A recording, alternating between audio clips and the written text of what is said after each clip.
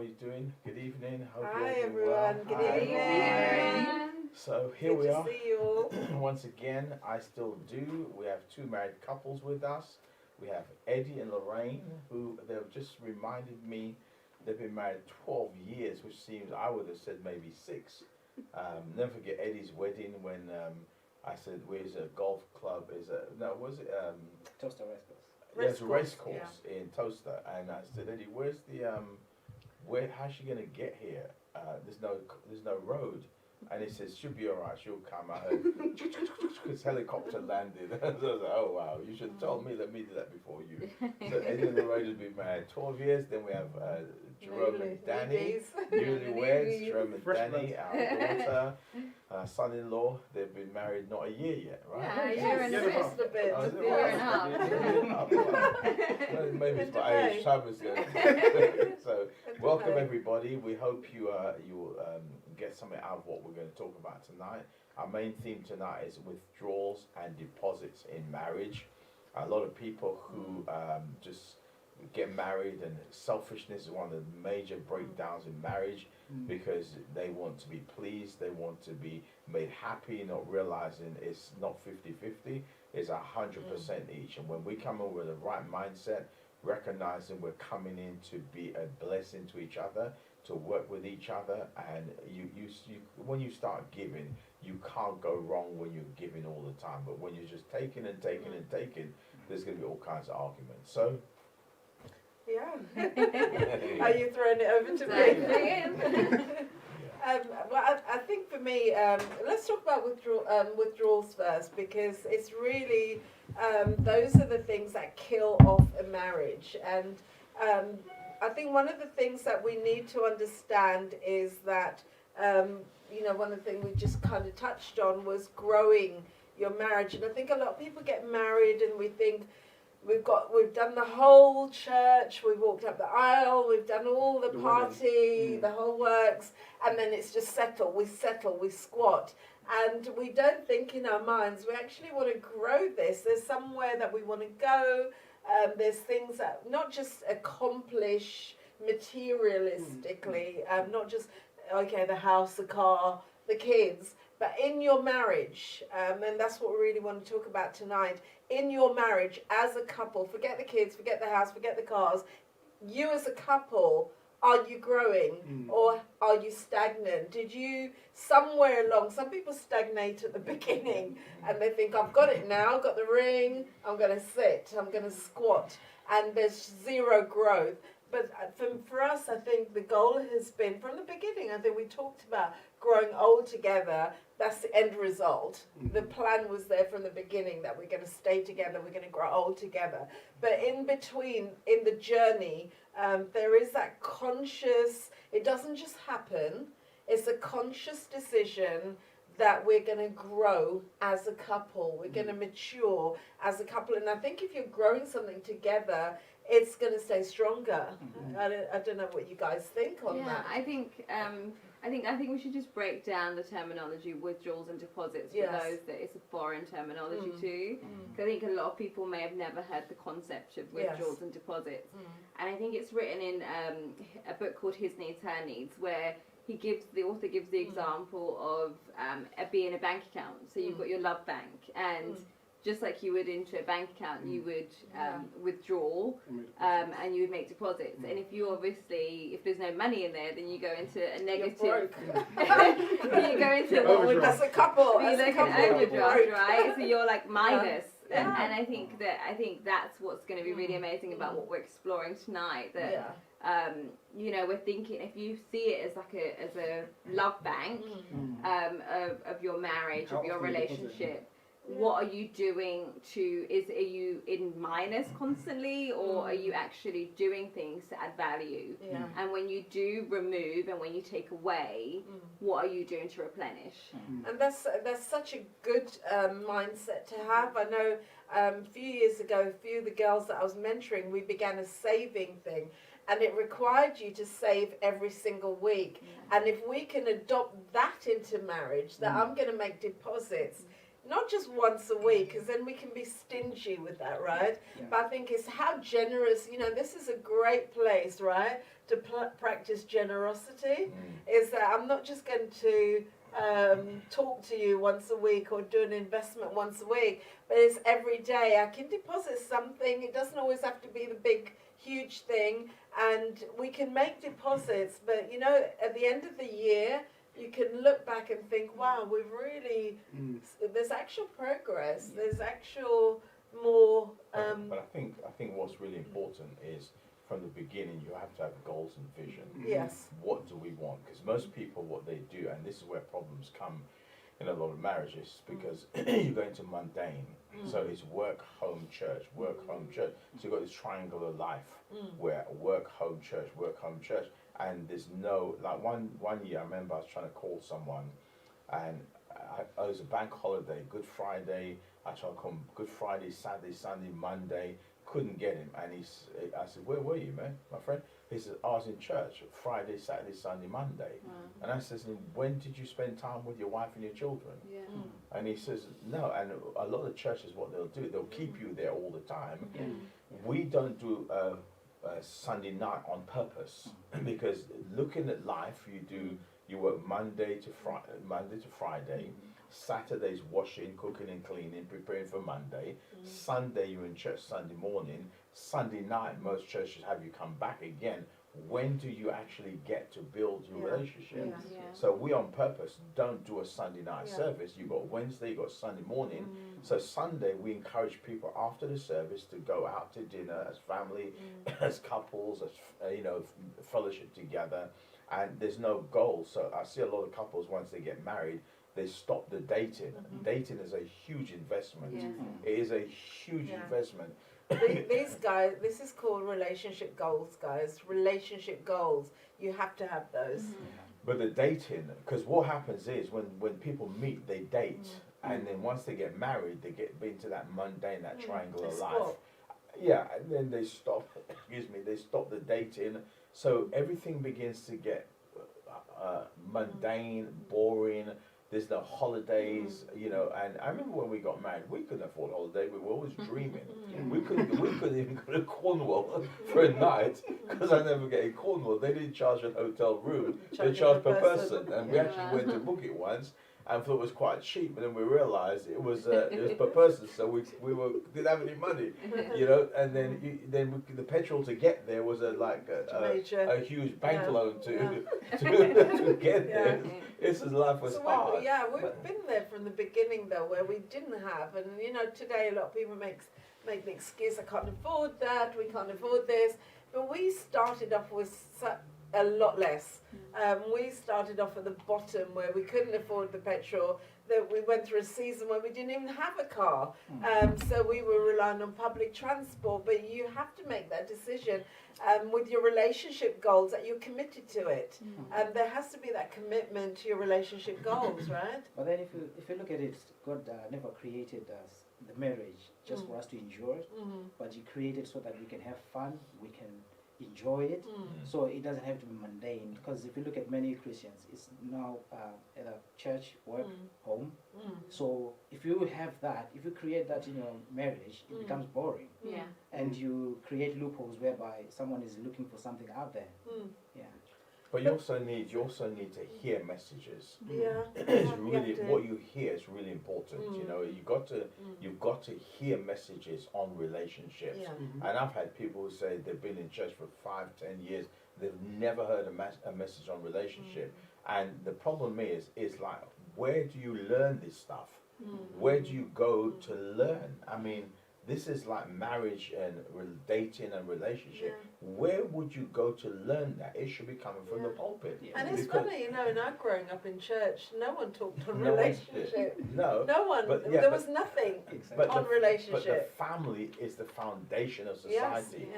And we spend so much time doing other things and never actually really sitting down and teaching people how to do this. How do I navigate through this? How do I remain married for 40 years and 50 years. How do I do that? And I think this is why there's so many problems in Christian marriages, because there's not enough talked about it. Because we can hear faith, can hear about sowing and reaping, we can hear all the other messages, but unless we hear things that's going to grow our faith in marriage, and that's really important to actually. And I know there's a lot of stuff out there. There's a lot of books. There's a lot of messages, but you've just got to find the ones that it's actually working for. I know there's a lot. There's one single guy that comes into the UK from I won't say what country. But it would have like these meetings in London and teaching on marriage, but there's no wife. So what are you talking about? Listen, I would never ever listen to anyone talk about marriage unless the wife is next to them. But that's one of the biggest problems in the world today. And I think, especially for me, when I got into marriage, but I didn't come from a perfect marriage system, it's where do you actually go to receive the right information. One of the biggest problems in the world today is people taking advice from people that aren't qualified. You see married people taking advice from single people. It's like me telling you how to bake a cake and I don't know how. That's a great example. I've never baked a cake, but I'm trying to tell you. But it's the biggest problem that happens there. And I think I always tell, my advice is 3 places. Number 1, if you don't know, there's people today that's not a part of V2V Church, make sure that if you are following a pastor, it's a pastor that is their foundation. Like for me, and maybe this is me being out there, maybe being weird, I wouldn't necessarily take marriage advice, even from a pastor, if they're not in a marriage. Because you might be good at preaching. Or they've had multiple. Or multiple, because you haven't figured this bit out. That makes sense? I think number 1 is make sure that you're having someone that you can follow that's actually achieved it. For me, that was major. I remember for me, one of the things when coming to church, I said, this is fake. I think I remember telling you guys, this couldn't be real.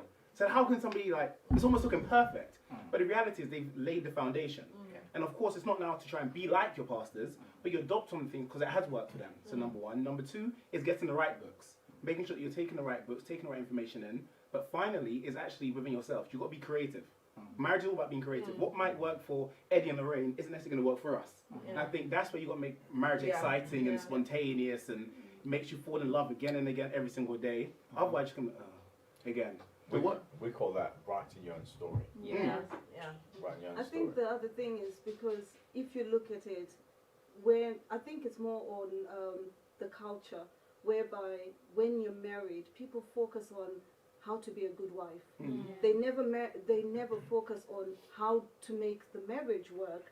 And as a result, you're in there with so much fear, whereby you just want everything to be so perfect, you're forgetting to even ask the person that you're married to what they want and what they like. So as a result, so as a result, you're there, and you're like, for me, when before I got married, I somehow I was afraid of actually getting married, because I was afraid that, okay, I need to be this wife, whereby I have to slave for my husband. I have to be so perfect. Make sure my house is to the T. Make sure that my in-laws are so happy and are so good. I have to dress and now be a Mrs. something rather than to just keep my name. So as a result, you'll be thinking, do I really want? And then what you're also seeing other ladies look like when they get married, and they don't want them to be addressed by their names, but by their surnames. And you're thinking, I don't want to be old. So yes, I think it's as well what you grow up seeing, what you look at. And but I think for me as well, talking about going back to the early days of marriage, I remember thinking, because in our minds, I think girls do this, want to play that marriage game. We used to have this kitchen in our school, cookery, and I'd pretend I'm in my house and I'm cooking for my family. This is like I'm about 15. We'd be like daydreaming. So when I got married, I learned a really sharp lesson. So I wanted to be the perfect wife. So, I got all these cookery books, all these recipe books, because up until that point, I was relying on my mum to cook. Yes, there were times where she'd say, start making dinner, but I never actually did a full dinner. So our first time getting married, we bought like crisps and biscuits and chocolate. Our first personal shopping.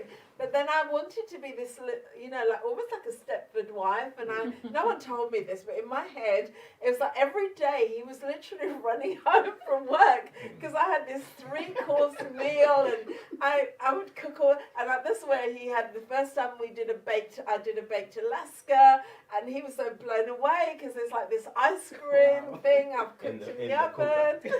And after a while, I'm like, I can't keep this up. This is actually unrealistic. Yeah. Trying to do 3-course gourmet dinner 7 days a week. That's great. And he was getting used to this, and he's thinking, whoa, this is cool. You know, this marriage thing is amazing. But then I had to stop, and I found that I'm not saying you shouldn't do your best, but there's some things you've got to think about long term. Is this sustainable? But can I tell you what my investment was in the early days? Yeah. Go ahead. Every Friday on the way home from work, Yeah, I I'd buy remember. a bar of chocolate, Cherry and aid a and bottle chocolate. of Tizer. That was my budget.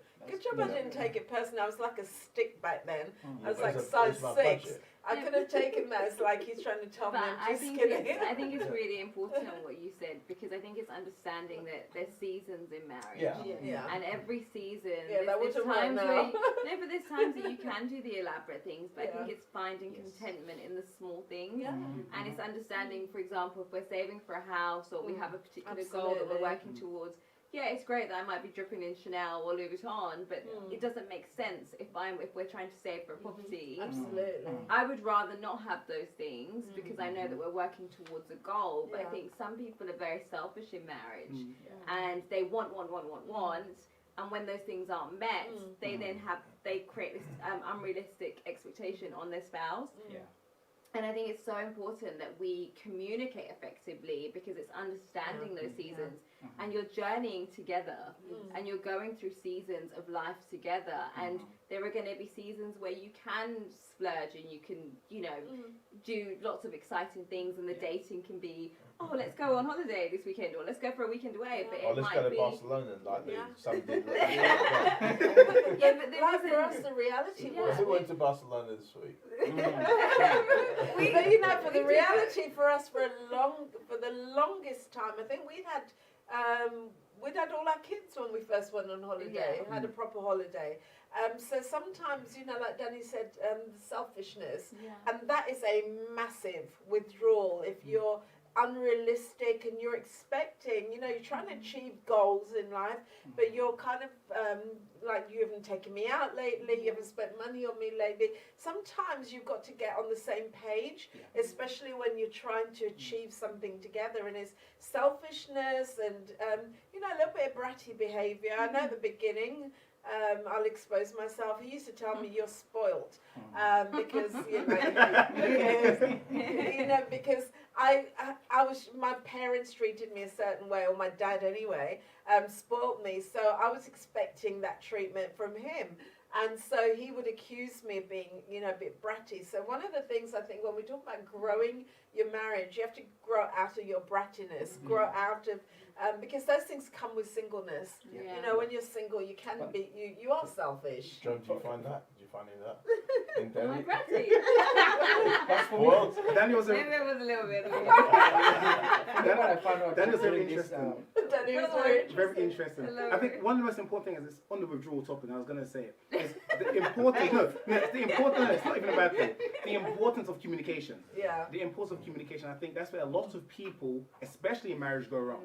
Because you have the reality of marriage is you have two people come from two complete separate worlds, Yeah. coming in together, and you're both going to have your own expectations. Like, my expectation was, I'm getting breakfast, sausage, eggs, bacon, Every every day? morning. Oh, wow. And what's funny is, that's how it started.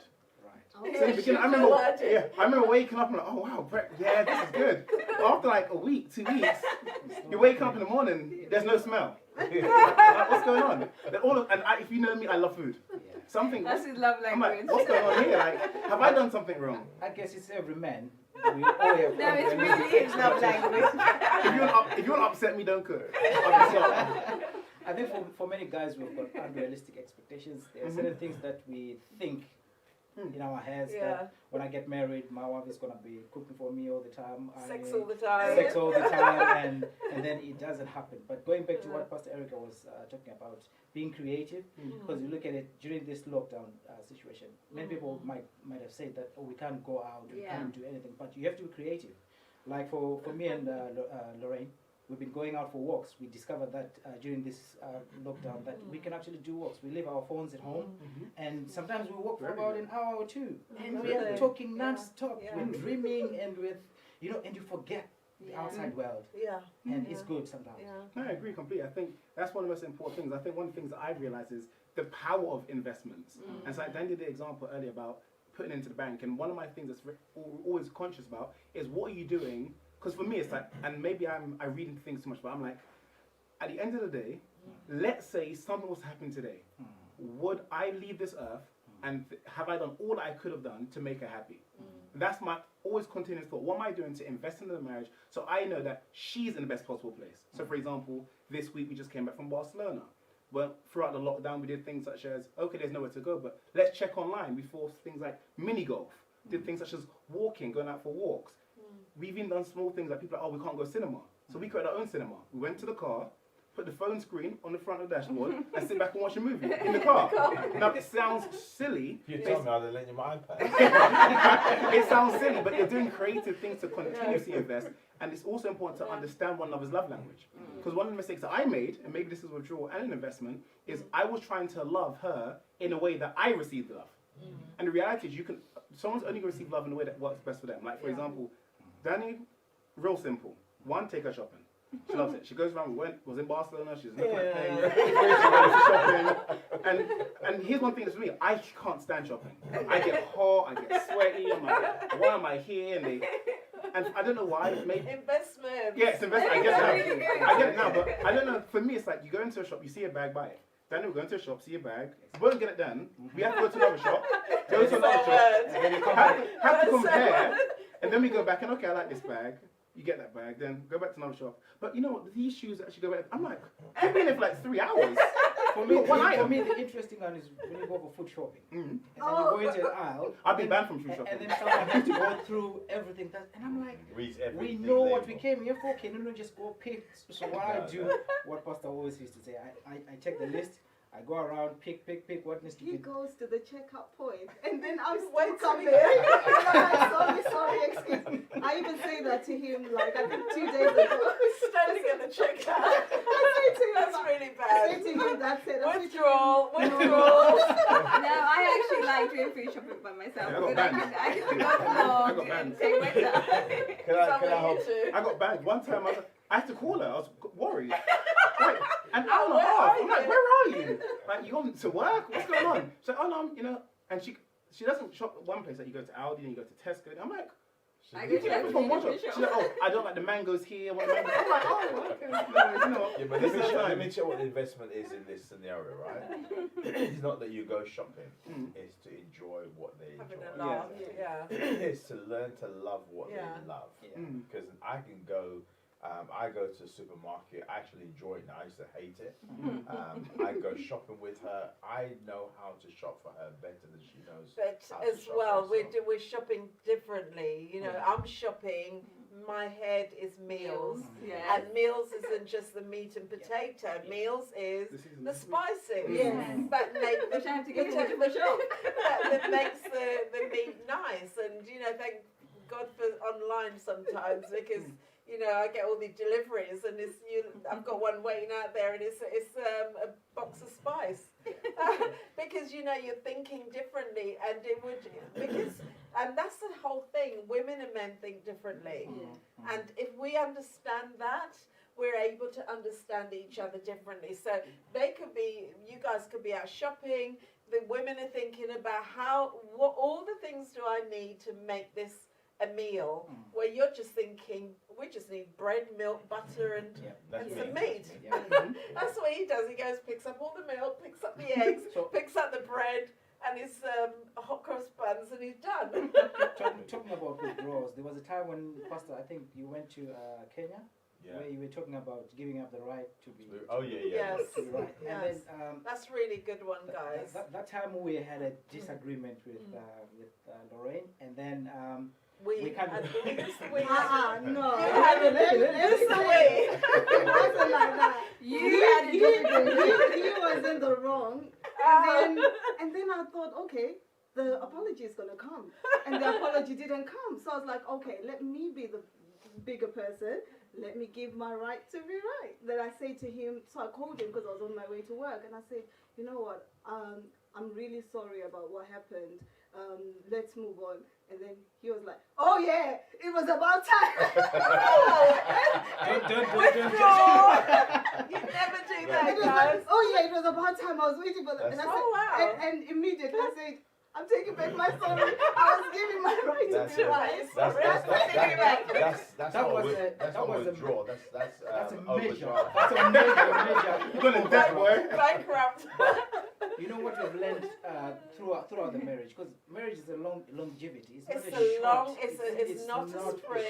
It's a marathon. It's a marathon. Yeah. So we have, over the years, because we've been married for 12 years, we've learned each other's language. We've learned how to communicate. We've improved on our communication. We used to argue the first years of our marriage, probably the first 2 years. But after that, we don't argue. But there's a reason for that Yes. argument. And can I just say that's why it's important. Don't start kids straight away because you need to iron those bits out. No. Because when you bring children in too soon, you're still trying to navigate each other. Because I know we fought like cat and dog at the But beginning. people don't understand why you do that. There's a reason for it.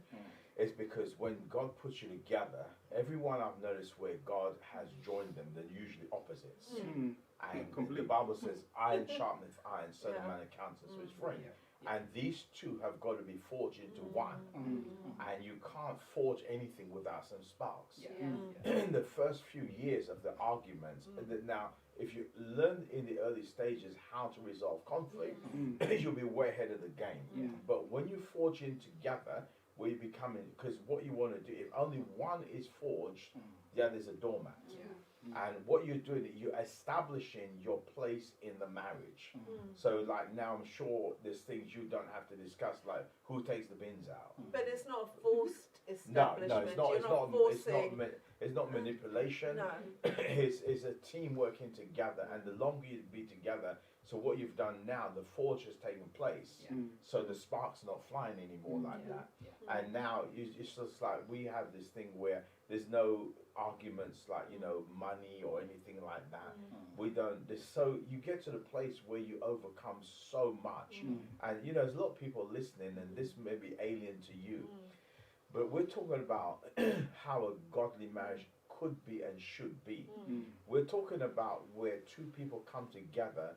And not just for a year or 2 years, or I can get rid of you and marry someone else. This is having a goal, a vision, that we're not just going to have children and get a 3-bedroom, semi-detached house, but we're going to train the next generation. We're going to enjoy our marriage together. We're going to enjoy our time together.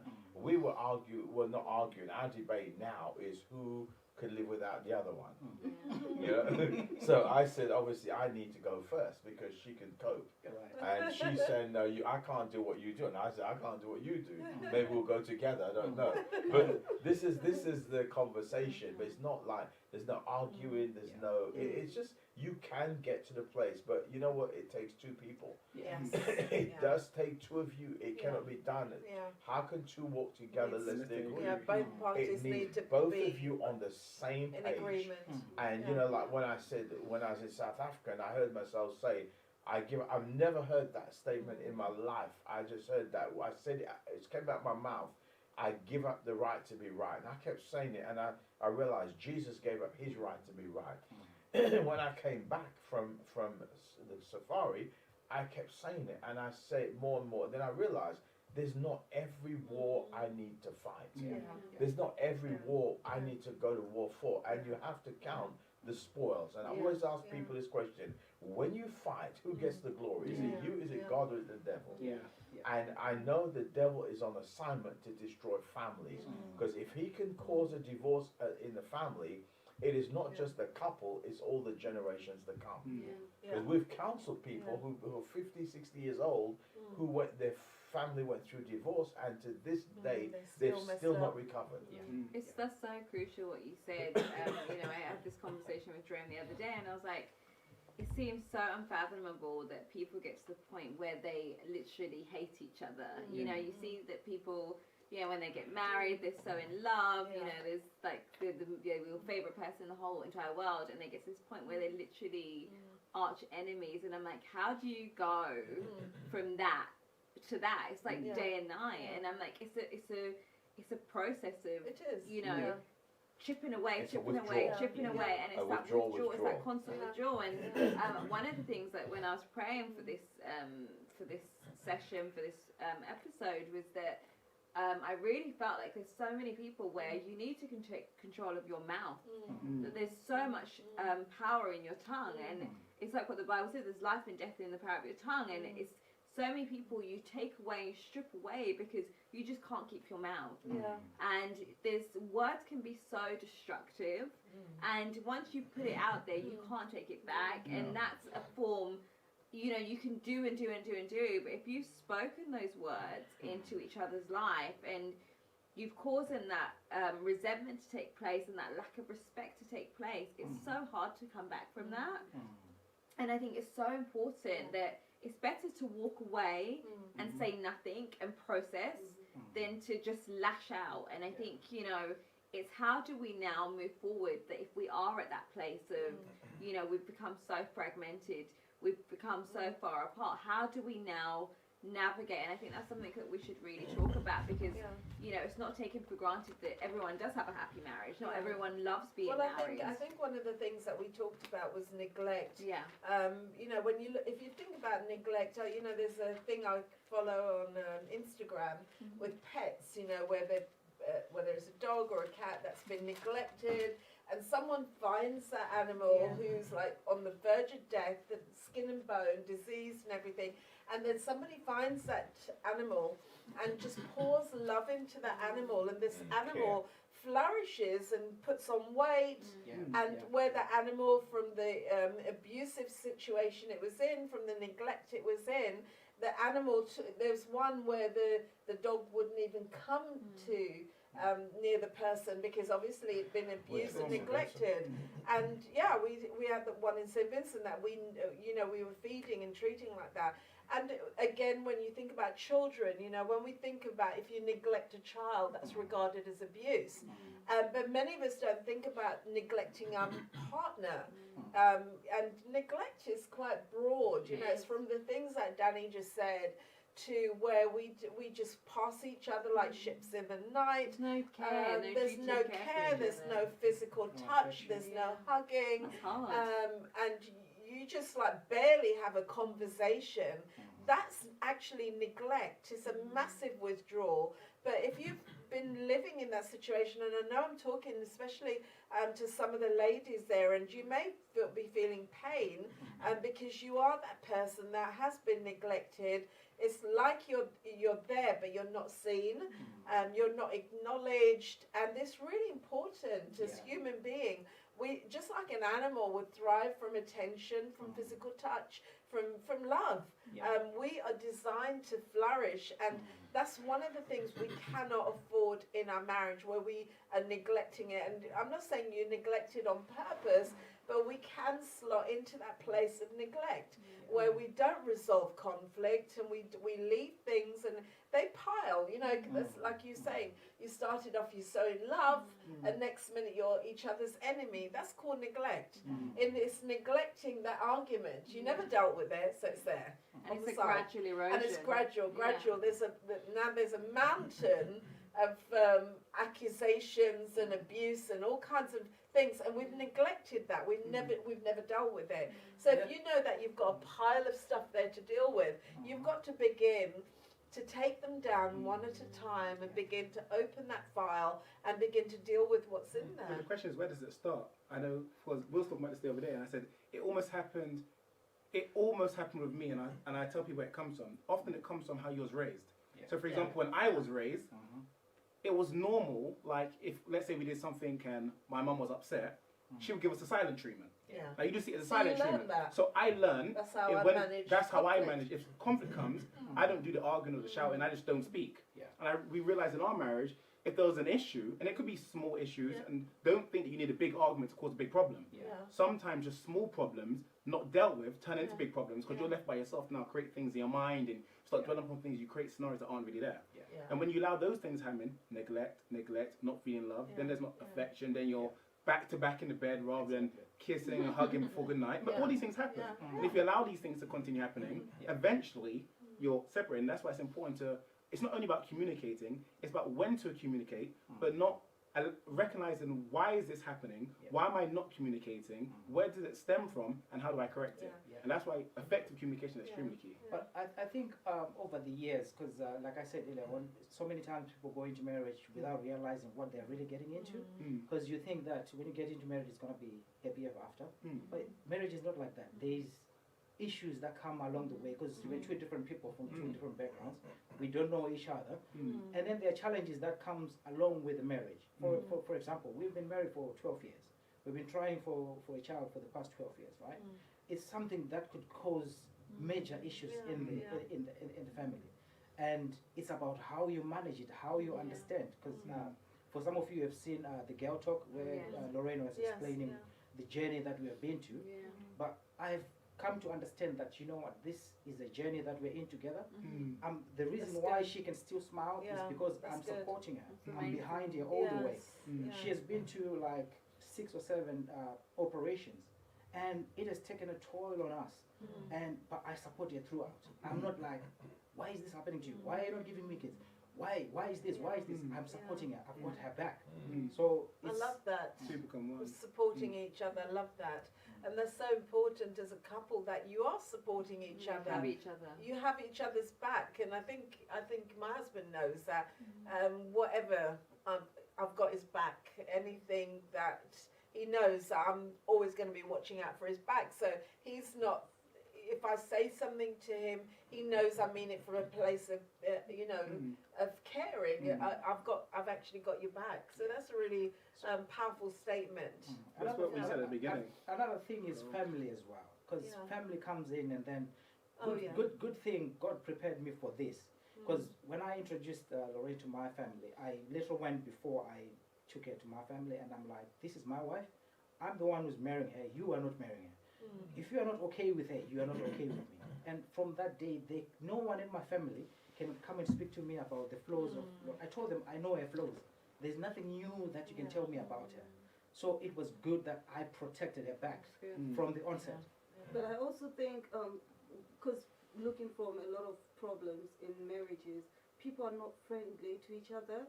And if you build that friendshipness, like with me and Eddie, why we don't stay for a long time with like either arguing or not resolving conflict is because we play a lot. So if there's no play, then there's this awkwardness in the house. But because we play a lot, even when Eddie's mom is around, sometimes you'll be like, are you okay? Because sometimes we're like just like kids. And if you've got that whereby you just play, you just have some time together, so that downtime, it doesn't have to be like always serious and always having to be meaningful all the time, but sometimes just have fun in your marriage.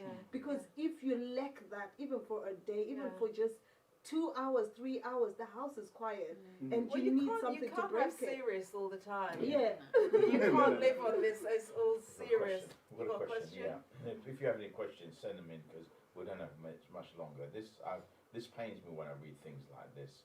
Question: myself and my husband are both Christians. We have a good marriage, but there are never any investments made in our marriage. I've tried to get my husband to work on our marriage, make investments, but nothing changes. We don't argue. It just feels like my husband doesn't see me, and my fear is that I've been running on empty for so long that eventually I'm going to stop being in love with him. After a while of saying the same thing over and over again and nothing changes, you stop trying. I listen to your teachings all the time, which is what keeps me from giving up. But I'm scared eventually I will just stop trying. And that's a serious place to be. And whoever you are, I promise you're not the only one like that. There's so many couples like that. And it comes back so many times to the men.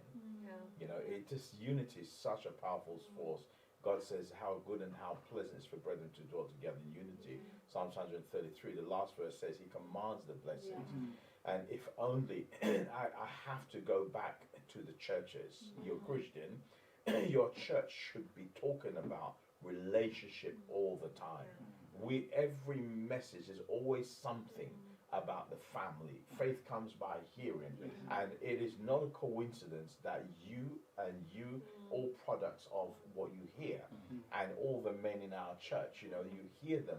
They tell me things they do for their wives, and it comes because you're hearing it. And man, what your husband needs to do is, I don't know how you're going to do it, but he needs to start listening to other people. Well, that's the question I was going to ask from you guys. You know, how do you get a man to listen? How, you know, obviously she has a problem there. I don't know. Yeah. I was going to say that. And let me tell you, sweetheart, you know, with it, and you know, to the question that's been asked here and to every woman, I know for me, I was constantly going to God, and I was like, God, you know, this man, and I eventually stopped pointing the finger, and because as I went to God, He began to speak to me. But I invest a lot of time in prayer for my marriage, and pray for. I know that there is nothing I can do or any words that I can say that's going to get through to Him quite like God. And I found that prayer is God going into places, into the recesses of a man's heart, that my words are not going to go. He may regard my words as nagging, as moaning, etc., and my words may bounce off of him. But I found that prayer changes a man.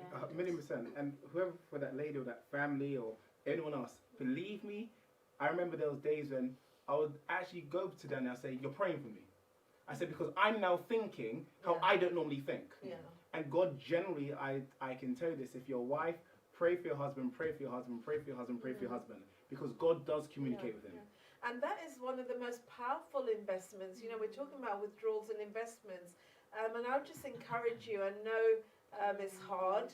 I don't take away from how you're feeling right now.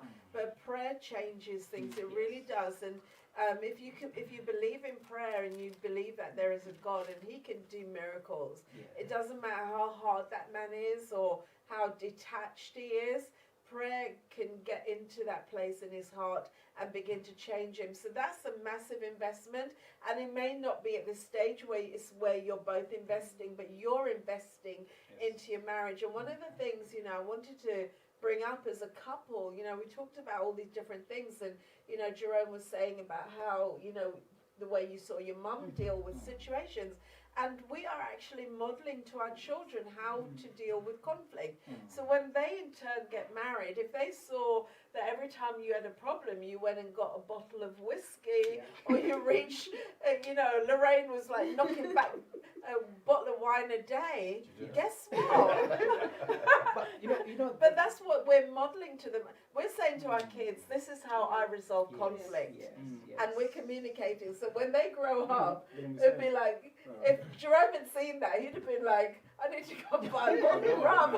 But I also think don't ever underestimate the power of unconditional love. Like there's something about when you love somebody regardless, and even when they've lost their mind, even when they've gone astray, you love them and you continue to love them.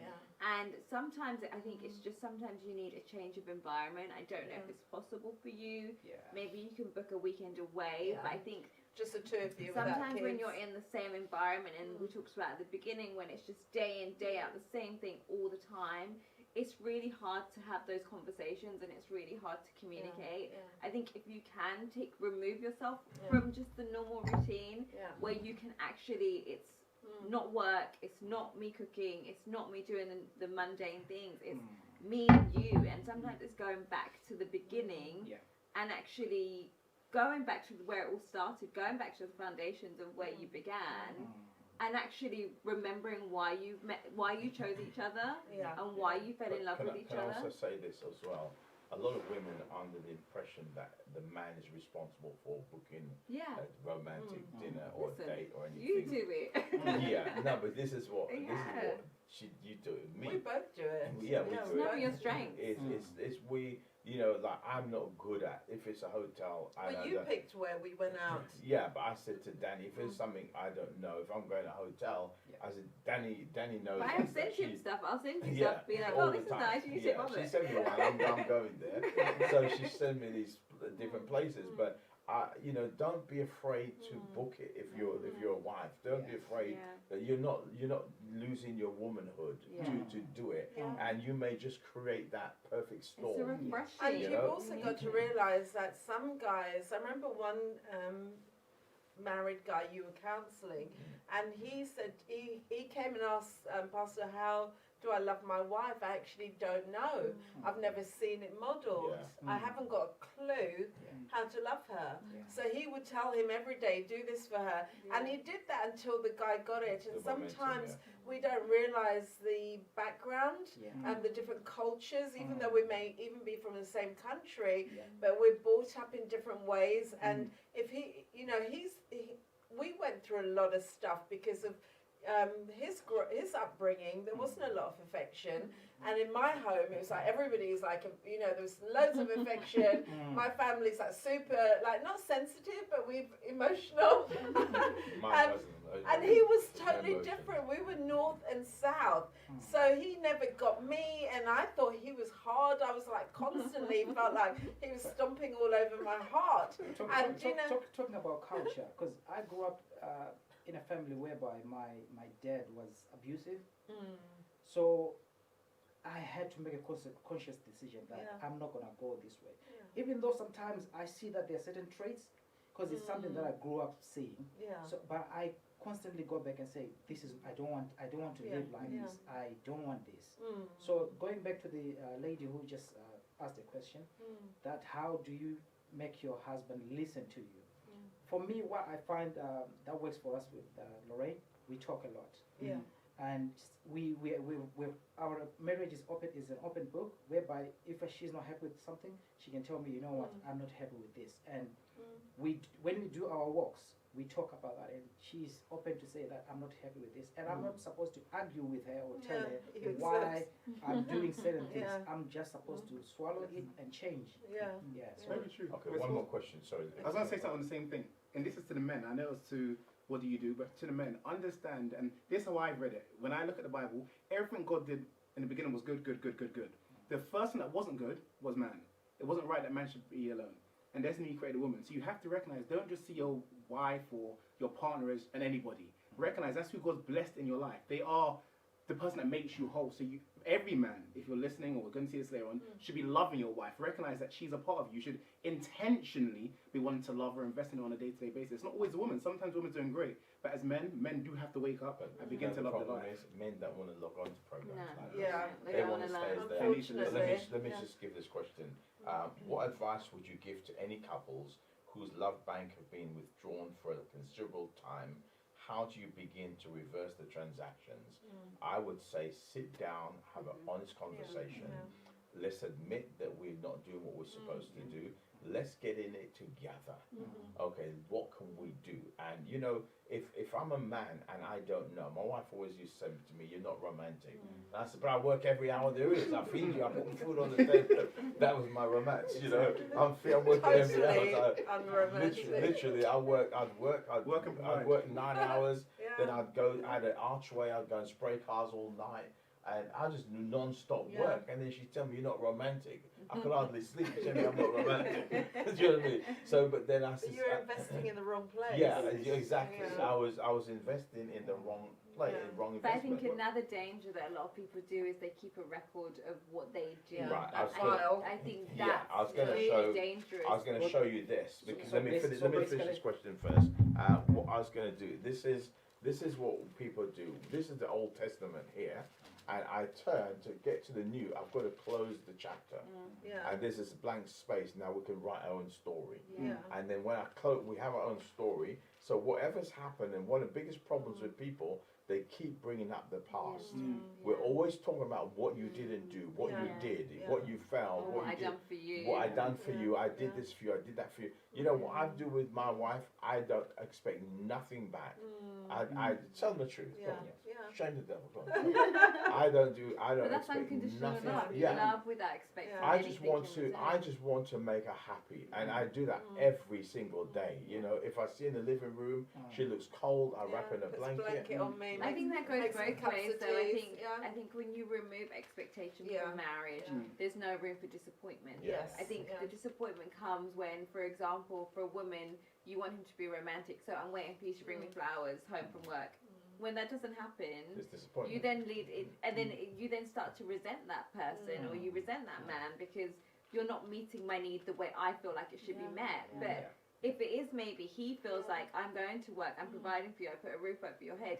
It's not dis acknowledging those things, and I think a lot of couples they don't acknowledge, and then they keep this track of I do this, this, and this, so you're in minus and I'm in plus, but actually you've missed what that person has done. Well, I'm And driven. can I I'm driven just- as a provider. But can I just say, with regard to that last question, you know, if your phone is not working or your computer's not working, one of the first things that they tell you to do is, have you restarted it? And you know, with what Pastor said, it's a restart, it's a reset. Don't try to go back and dig up and go through all of those things that you have stored up. It's a reset, and that's where you start from. So fresh start. Forget all what's happened. Forget all the things that's been done and said. Reset. So that means I'm rebooting. I'm resetting. We're going to start this as if this was the beginning, and move from that place and consciously together make that decision. Let's learn from the past, but we're not going back into the past. Also, take a step at a time. Don't try and we're not working out. Now we've got to do these million things. Maybe take 3 or 5 things and work on those 3 or 5 things until it becomes natural for you. Don't try now all of a sudden. Oh, this hasn't been working, so I need now to date. I need to buy a million things. I need a new car. I need all these things. Too much. You're gonna burn yourself out. And the reality is, you're doing things for the sake of I've done this, and you've not actually grown. The whole purpose is transformation, growth. So take 3 things. Both halves. What 3 things can I do to love you more? What 3 things can I do to love you more? Then intentionally do that. And I say, after doing it every day for at least 2 weeks, believe me, it comes natural. There's 21 days, yeah. There's one thing I really want us to touch on, and I know we've nearly run out of time, but it's something that we've seen from where we counsel couples in the past, is that third party. You know, that girl that you're you know, and I want to say this from a woman's perspective, because sometimes men read this as, oh, you're just jealous, or it's jealousy that you're coming at it. But I know that there's many times that as a woman, my natural instinct is to protect my husband, and sometimes you get that check in your spirit with regard to the, you know, and he's not done anything with her necessarily, but he's, you know, they're speaking, and it's just there's no boundary. And it's really important that men hear women on that perspective, because if your wife is not comfortable, and I'm sure the guys will have something to say as well on this, but if the wife is not comfortable with a certain relationship, I mean, she may be your best friend, this girl that you knew before your wife. It may be. Well, you know, the scripture says that when you get married, you leave your mother and father. If you leave your mother and father, surely you've got to leave that your best friend that was a girl. But I was saying this to you before the session started, and I said, you know, this is something that really was in my spirit, and I don't know who this is for. Just to really cover infidelity. And I think people think infidelity is you're physically going and committing an act, and I think, get that out of your mind, because I think there's people that are hearing us, that you're entertaining people. You've got a door open. It could be an ex. It could be somebody that you know is attracted to you, that you know has other agendas. And just because you're married, it doesn't mean that there's people that are not gonna pursue you. I think don't be ignorant. You know, at the end of the day, it's important that we close any potential doors that could lead to anything. And, you know, if we're having conversations that we couldn't have with our spouse in that room, or they couldn't be present in that text conversation Yeah. or that DM or that's or that whatever it might secret. be. The question is, would you give your spouse your phone and be comfortable going through your entire phone? Yeah. Would they see anything that's going to make them, would they feel Has uncomfortable? anybody in your phone got a different names to hide who they really are? No, but I think Yeah. this is It's real true. stuff, and Yeah. this is real life, and I think Yeah. you can never grow and progress in your marriage if there's always an open door, a back door open. Yeah. You know, you give this example, you wouldn't have your house, and go to bed with your front door or your back door unlocked or open, because you're going to invite danger, you're going to invite opportunists, Yeah. and I think that's the reality. You have to guard your marriage, Yeah. and you have to protect it from every angle, because Absolutely. you know the devil's going to try any which way to destroy you. That's his whole goal. And I think that infidelity doesn't just come from that physical aspect. Yeah. For Can I us, just sorry, so go ahead. yeah, for us when we got married, Eddie just said we don't do friendships with opposite sex.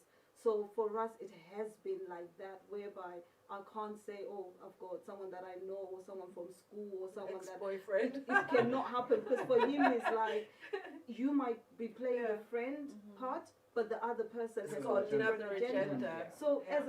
as a result as well, like with the phones and everything like that, sometimes our husbands might not pick up that someone is not just there, because you have people from work whereby they just need help, or they start asking questions. Yeah. But as a wife, like my mom always says, you can never overprotect Yeah. your husband. Yeah. Always Yeah. put your guard up. So I always remember every single time, even if it's someone that I know, even from church, if it's a girl and trying to chat up with Eddie, I've got my guard up, because my mom always says, Yeah. don't worry about who it Exactly. is, even if it's your Yeah. friend, or Yeah. even if it's someone from church, put your guard up. So she always says, put it in place before Yeah. it goes out of hand. Absolutely. So Prevention is better than that cure. for me, every time I always say to Eddie, no, I don't think this person is. Then you'll be like, are you sure? I'm like, no, I don't think this person is And the men actually have to listen. needing help. Yes. And then he's like, To That's the listen. hard Yeah. one. The So men you- don't listen. But Men I don't listen. think that comes from neglect. Yeah. So when we neglect each other, we open doors to third parties coming That's in, good. Yeah. and you're not attentive enough to see it coming. Yeah. And then by the time it comes, you're like, where did this come from? Yeah. Because you left a door open, like you just said, Tani, and you've neglected each other. Yeah. So I can read one more question from the same lady, first one. She said, I do everything creative. I book trips away. I'm always building memories, sending messages. I initiate most things. The problem is it's mainly one-sided. I'm not fussy. I'd be happy with a simple note, some flowers every once in a while, but I will take the advice and keep praying. Everything else that you can imagine I have done Have and you tried spoke to him? continue to do, but it's very one-sided. I used to pray for him all the time, but I think I've been worn down, but tonight has shown me I need to get back on it. Yeah. Thank you. But listen, the Bible tells us we should not be weary in well-doing. And you cannot, Abraham, it took 25 years to get a son. Listen, you put that oil on his pillow. When you You go, prayed that but let me pillow. now, can I give you this advice? We ain't got long, but Yeah. go to God. Don't do the praying. Don't do the praying. You're fighting, but go to God like Hannah did. Yes. She went to God with an open heart. Yeah. Yeah. She says, God, you have not given me a child. Yeah. God heard her that night. Yeah. There's a kind of approach you take into the presence of God. He says we should come bold to the throne of grace where we obtain mercy and find grace to help at the time of need. There's a going, not just praying, shandala shanda. Yeah. It is going with your heart open before Yeah, God it's good. and petitioning Him with you. Pour your heart out, not praying, a conversation with your Father. And I'm telling you, I'll guarantee you, God will hear your heart and God will visit that man. Yeah. He'll wake up like that. We're nearly out of time, but I want to give everyone 30 seconds to just say something or give you something that you can apply. My one is in the power. We underestimate the power of declaration and confession. And with everyone that's listening, that's married, declare every day, not by what it looks like, but declare, I have a great marriage. My husband's in love with me. You know, you need to begin to declare that. And everyone else got to say seconds. You speak for us. My opinion is simple. The most powerful thing I believe in marriage is effective communication. Communicate, communicate, communicate. However that may be, in your room, walking, wherever it may be, communicate effectively. For me, it's keep fighting. Don't stop. Yeah. Never give up. Don't No matter quit. how hard it is, keep fighting. Yeah. My thing is, let divorce not be an option.